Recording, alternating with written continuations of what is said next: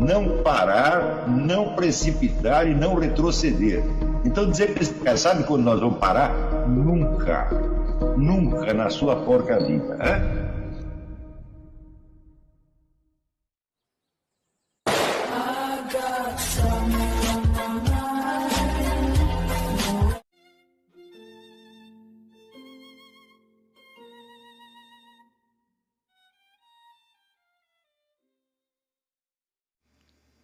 E aí pessoal, tranquilo? Então vem aqui antes do vídeo começar, pedir para vocês se inscreverem, quem não for inscrito, compartilhar, curtir, comentar. Quem puder seja membro do canal, que isso ajuda bastante. Tem também o link do Apoia-se. Quem puder ajudar nosso canal e apoiar financeiramente vai ser muito bem-vindo. Mas o mais importante é transmitir o conteúdo e os conhecimentos do professor Olavo de Carvalho para mais e mais brasileiros. Então compartilhe e ajude aí nossa causa. Muito obrigado a todos os membros, apoiadores do canal. Fico muito feliz. Tenho certeza que a gente está no caminho certo. Então fiquem com o vídeo e até mais. Valeu!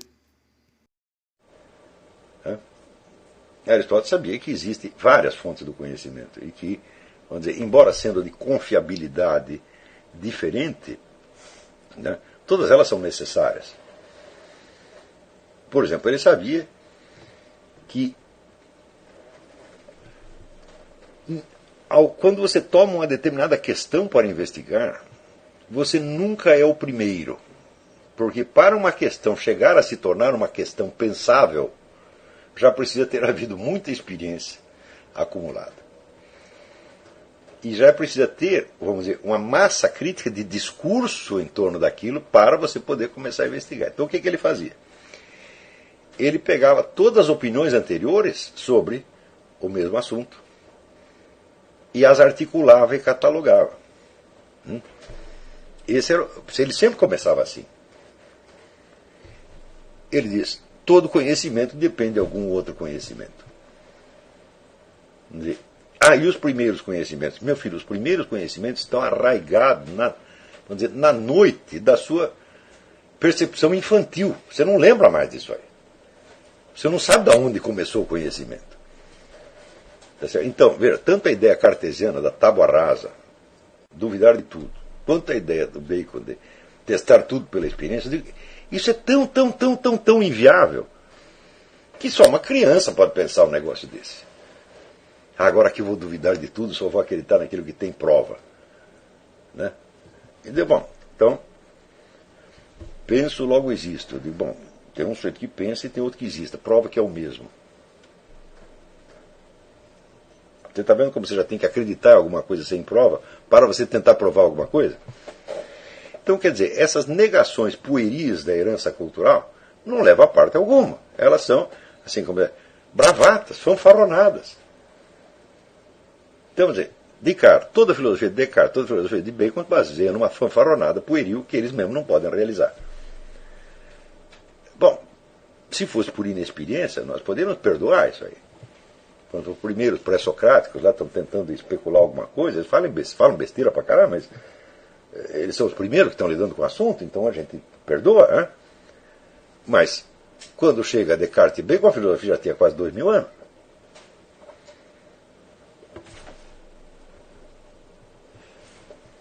Como é possível? Aristóteles é 400 anos antes de Cristo. Então, como é que o sujeito acredita numa besteira dessa, que você só pode acreditar naquilo que tem prova? Quando você, para obter a prova de uma coisa, você precisa acreditar em milhões de outras sem provas. Né? A começar pelo fato de que você está raciocinando uma determinada língua, que não foi você que inventou. E você sabe exatamente a conexão entre as palavras dessa língua e a realidade? Não sabe. Então você está tateando, você está indo no escuro.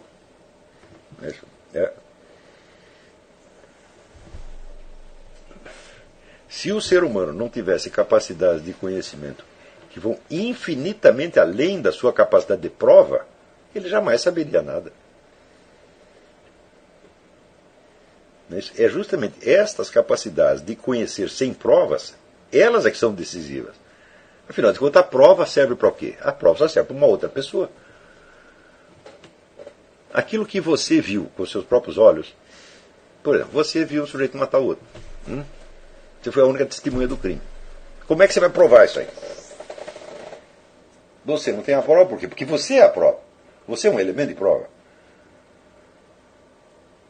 Não é isso? Agora, se você colocar em dúvida para você mesmo o seu próprio testemunho e exigir de você mesmo uma prova, você não pode dá-la.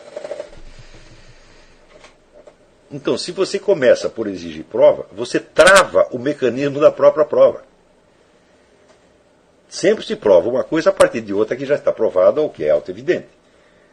Se você exige prova de tudo, paralisou na mesma hora. Do mesmo modo, a experiência. Qualquer experiência que você tenha depende de todo o conhecimento acumulado que você tem.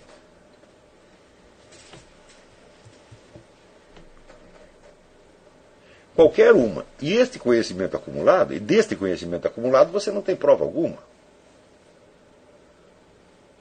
Então, quer dizer, a prova é apenas um complemento do conhecimento. E, se você exige provas de tudo, você está fazendo uma coisa tão anormal, tão louca, que eu acho que seria motivo suficiente para internação. Porque se você duvida de tudo, então é porque você já está, vamos dizer, possuído por um sentimento de que tudo é um engano.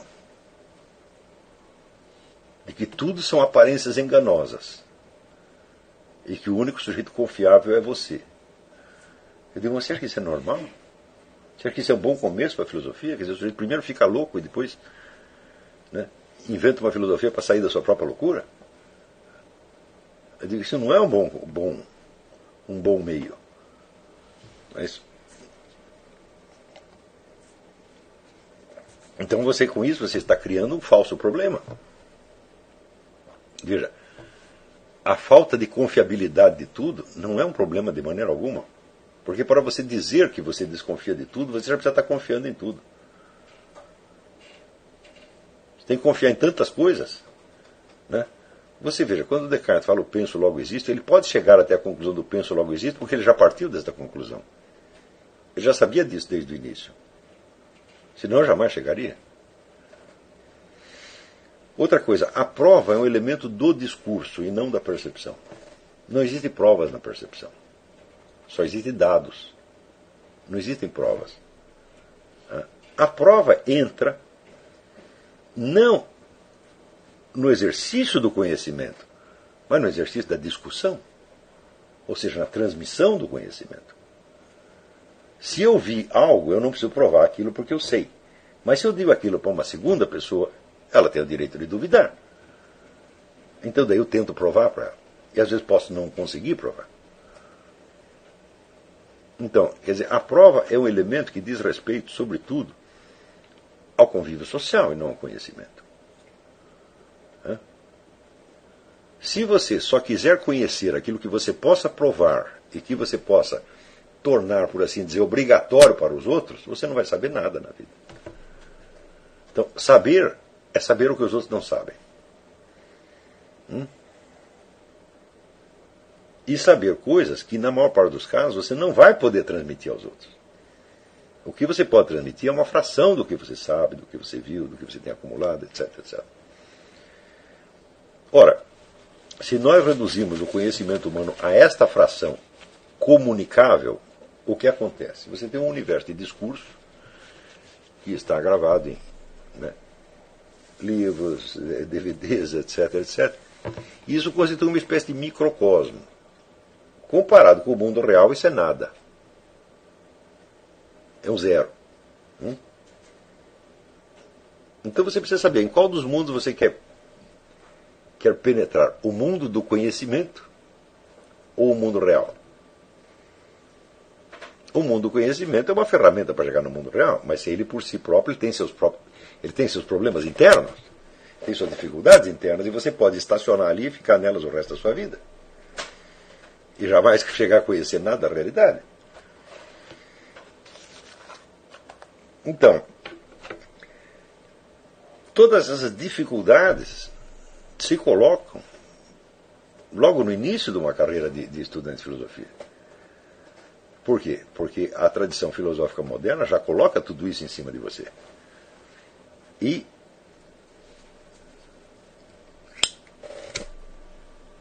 quando você vai ler Platão e Aristóteles, você já os lê com os olhos dos seus intérpretes modernos, que podem criar tanta confusão ali em cima, mas tanta. Primeira dificuldade: o intérprete moderno está interessado em filosofia de Platão e filosofia de Aristóteles, e não na realidade que Platão e Aristóteles examinaram. Filosofia de Platão e filosofia de Aristóteles são objetos de investigação. Né? Olha, Platão nunca estudou filosofia de Platão e Aristóteles nunca estudou filosofia de Aristóteles. Eles estudaram assim a composição do Estado, a natureza da percepção, a estrutura da realidade, né, e mil outros assuntos. Eles jamais estudaram sua própria filosofia. Agora, se ela própria se torna objeto do seu conhecimento, fala, bom, então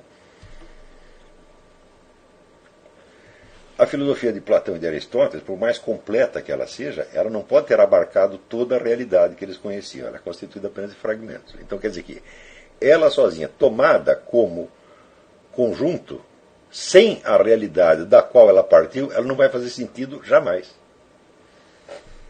Ela não completa nada. E você fica ali o resto da vida levantando problemas sobre a coerência e a integridade da filosofia de Platão e Aristóteles e jamais chega a resolver. E não tem solução a essas coisas. Ninguém pode fazer uma filosofia tão completa que ela possa ser compreendida fazendo abstração da realidade que ela investigou. Então, se você presta atenção demais na filosofia de Platão e de Aristóteles, você fica louco. Porque o negócio não é estudar a filosofia de Platão e Aristóteles, é estudar a realidade usando as dicas que Platão e Aristóteles te deram. É só isto. Nenhum filósofo pretende ser completo. Completo é só o universo real. Na verdade, completo é só Deus, nem o universo é completo. Então, por exemplo, você vê, durante o século XX inteiro houve um debate assim. A filosofia de Aristóteles ela é coerente, ela tem unidade desde o começo, ou Aristóteles mudou de ideia e passou por etapas? Sabe qual é a conclusão que chegaram até hoje? Nenhuma. Nem vão chegar. Porque você olhando de um jeito, parece de um certo modo. Se olhando de outro jeito, parece de outro modo. Então, mas será que foi para isso que Aristóteles teve todo aquele trabalho? Se Aristóteles tivesse interessado nisso, ele teria escrito um livro chamado Aristóteles. Ou outro livro chamado O Pensamento de Aristóteles. Ele nunca escreveu isso. Ele escreveu sobre os meteoros, sobre a física, né, sobre a política, sobre a moral, não é isso? Sobre o conhecimento, mas nunca escreveu sobre a filosofia de Aristóteles. Então, é claro, a filosofia de Aristóteles não pode ser o objeto do nosso estudo. Nunca. Entendeu? Quer dizer, isso é uma coisa de uma alienação tão terrível que pode danificar um cérebro humano pelo resto da vida.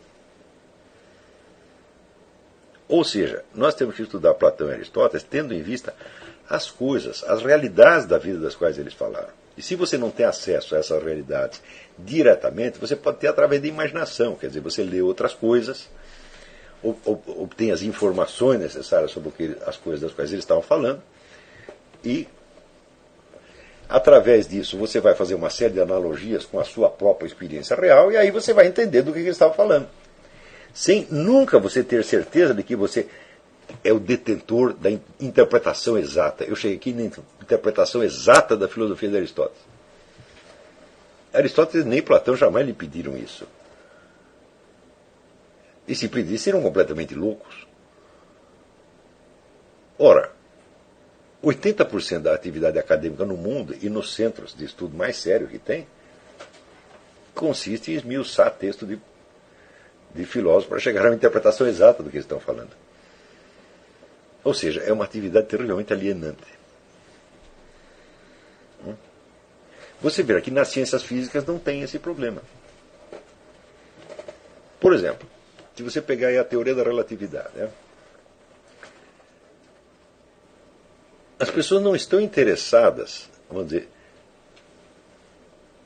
no texto e na obra em que Einstein expôs a teoria da relatividade. Eles estão interessados em saber se a teoria da relatividade funciona no mundo real. Não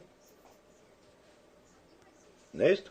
Então, você vê, se você pegar a totalidade dos físicos que existem no mundo, quantos desses físicos estudaram a teoria da relatividade no original de Einstein? Só 2 ou 3. A maioria estudou de segunda, ou terceira ou quarta mão.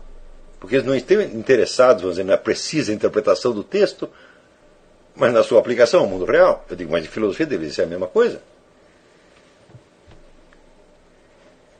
Porque a filosofia também está falando do mundo real.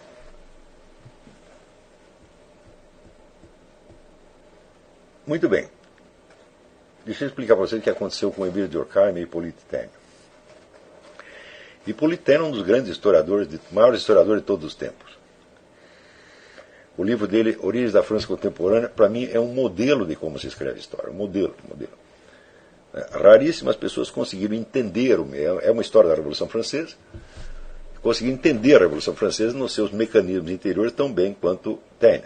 Hoje se sabe muito mais do que ele sabia, claro, certo? Mas se sabe, em parte, graças a ele. E aconteceu que, desde o início, os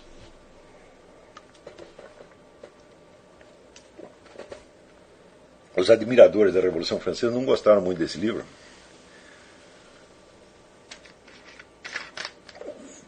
Porque ele mostrava como foi que aquelas sociedades de pensamento, como se chamavam no século XVIII, conseguiram inventar um mundo fictício, uma espécie de mundo platônico das ideias, tá certo? Conseguiram se desligar totalmente da realidade da vida social francesa e inventar um monstrengo que em seguida tentaram aplicar, vamos dizer, com os resultados mais desastrosos, porque a Revolução Francesa foi um fracasso em todo sentido, quer dizer, foi um negócio enormemente sangrento e que não deu nada. Depois o que aconteceu? Depois da Revolução veio a ditadura de Napoleão, daí Napoleão caiu, daí houve várias restaurações, revoluções e não sei o que, e assim ficou durante 100 anos. Quer dizer, a França ficou patinando no lugar durante 100 anos. Tá certo?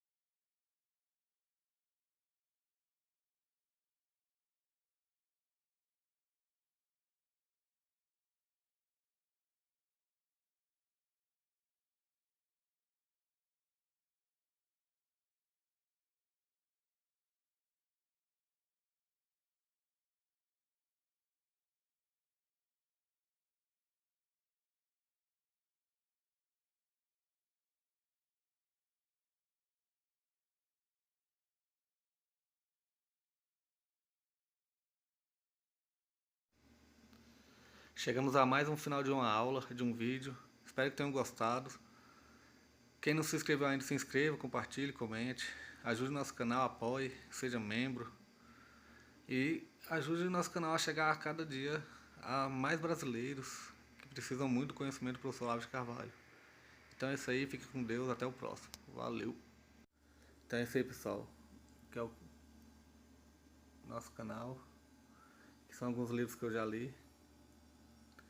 A maioria foi doação, mas alguns eu adquiri, professor Olavo de Carvalho. Alguns livros se perderam aí que eu emprestei. Professor Alexandre Costa. A Bíblia Sagrada. 10 lições sobre Karl Marx. Indico a não ler esse livro, que é muito ruim mesmo. Alguns pensadores aqui que realmente, como o professor Olavo de Carvalho disse, não são pensadores. Valeu, tamo junto aí. Apoie nosso canal, seja membro.